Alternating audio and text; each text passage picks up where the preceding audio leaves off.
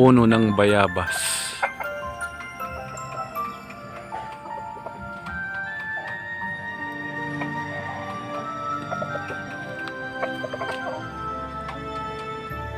Naaalala mo ba yung puno ng bayabas? Ayan yung dating gamot natin nung bata pa tayo.